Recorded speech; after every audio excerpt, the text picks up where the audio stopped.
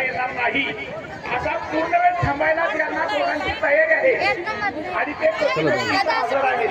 अशा पतीपत्नीचं पूर्ण नाव, mobile number, जनगणना नंबर.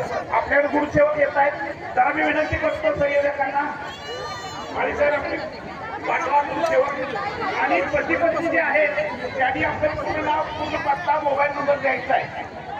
त्याचप्रमाणे आपल्याला सूचना करण्यात येत आहे की आपण आज पूजेला बसत आहात.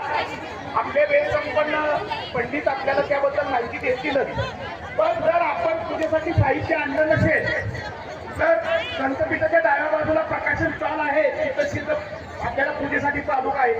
त्याचप्रमाणे अष्टगंध आहे, ग्रंथ आहे आणि त्या पूजेचा तुम्ही आनंद घेऊ शकता. त्यासाठी संतपीठाच्या डाव्या बाजूला प्रकाशन स्टॉल आहे. त्याचप्रमाणे आपल्या सर्वांना सुवर्ण संधी आहे की उपासक दीक्षा आज इथं ऑनलाईन दिली जाणार आहे आणि त्या उपासक दीक्षेचा पण आपण सर्वांनी आनंद घ्यायचा आहे. अगदी 7 वर्षाच्या मुलामुलीपासून 100 वर्षाच्या आजी आजोबापर्यंत आपल्याला ही उपासक दीक्षा घेता येते. त्यासाठी आपल्याला इथं जनगणना आहे, नोंदणी आहे. संतपीठाच्या डाव्या बाजूला उपासक नोंदणी कक्ष आहे, उपासक दीक्षा नोंदणी कक्ष, तिथं जावं.